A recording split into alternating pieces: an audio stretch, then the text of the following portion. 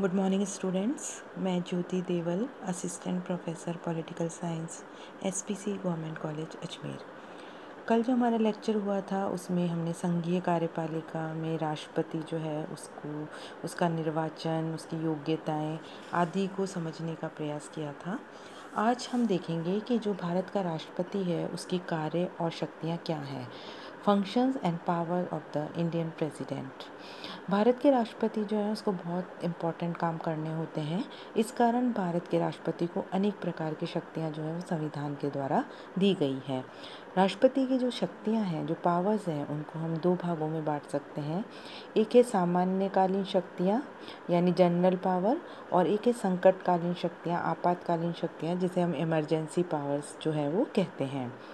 संविधान जो है उसके द्वारा सामान्य काल में जो राष्ट्रपति को जो शक्तियाँ दी गई हैं उनको हम चार भागों में डिवाइड कर सकते हैं। सबसे पहले है कार्यपालिका या प्रशासनिक शक्तियाँ, एडमिनिस्ट्रेटिव पावर।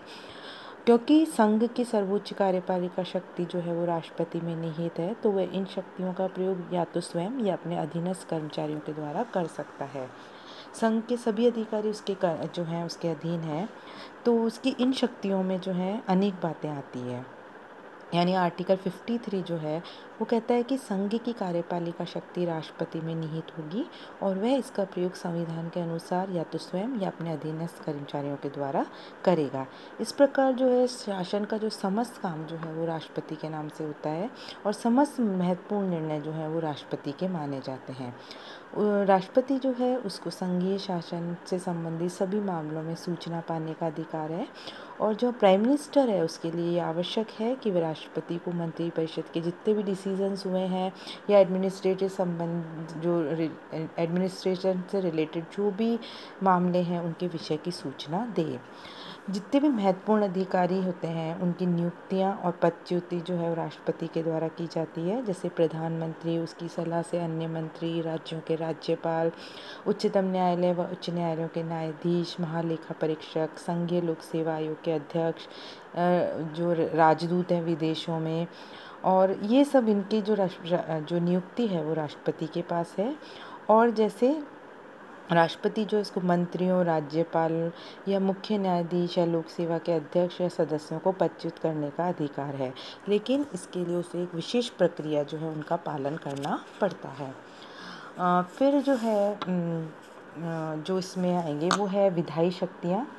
राष्ट्रपति जो है वो कार्यपालिका का वैधानिक प्रधान तो है ही, लेकिन संसद का भी अभिन्न अंग माना गया है। इस तरह से राष्ट्रपति के पास जो है विधायी शक्तियाँ भी हैं। संसद का अधिवेशन वो बुलाता है, उसका सत्रावसन वो करता है, वह किसी भी समय लोकसभा का विघटन कर सकता है। संसद के अधिवेशन के प्रारंभ में राष्ट्रपति जो है वो दोनों सदनों की संयुक्त बैठक में अभिभाषण देता है।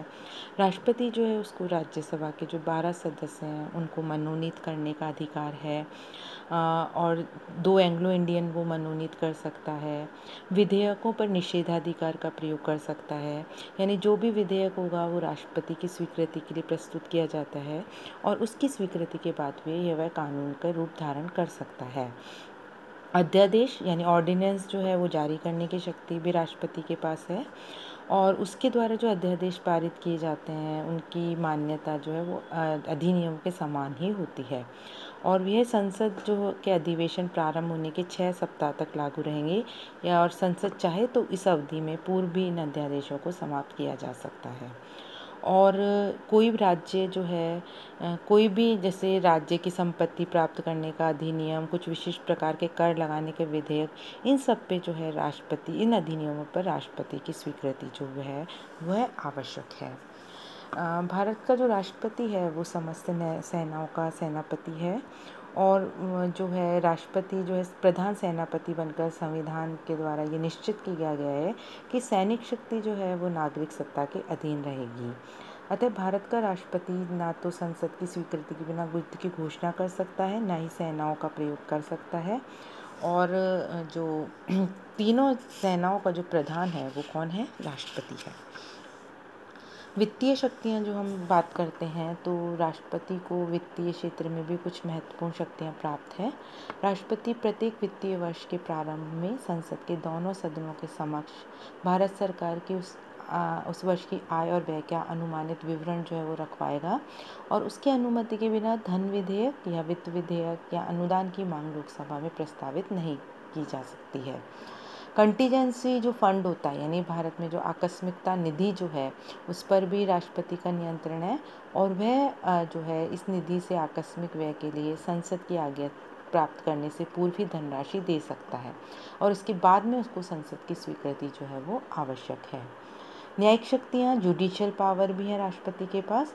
राष्ट्रपति जो है वो अपराधियों को क्षमा कर सकता है या उनके दंड को स्थगित या कम कर सकता है।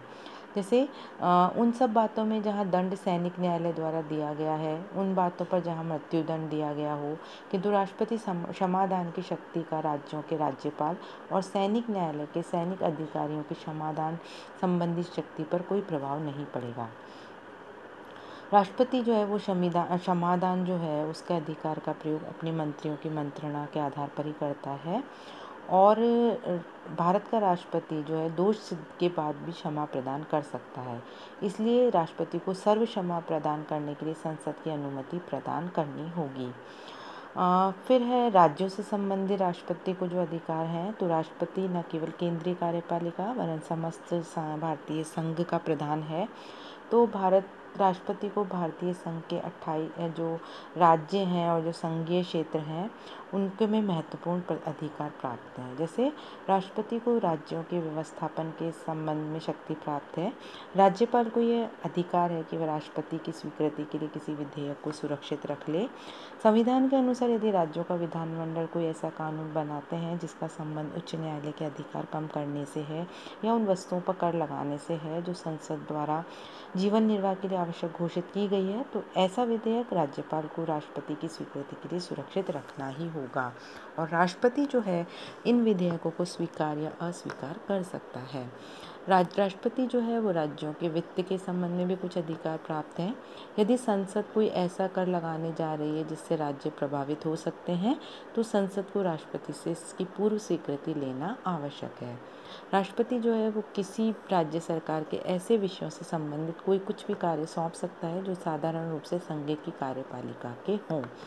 तो ये जो प्रशासनिक, न्यायिक, वित्तीय शक्तियाँ जो हैं, ये राष्ट्रपति की सामान्यकालीन शक्तियाँ हैं और कल जो हमारा लेक्चर होगा उसमें हम राष्ट्रपति के जो इमरजेंसी पावर है, जो उसकी संकटकालीन शक्तियाँ हैं, उनको हम समझने की कोशिश करेंगे कि राष्ट्रपति संविधान के द्वारा राष्ट्रपति को कौन कौन सी संकटकालीन शक्तियाँ, कौन से आर्टिकल के तहत संकटकालीन शक्तियाँ जो हैं वो प्रदान की गई हैं।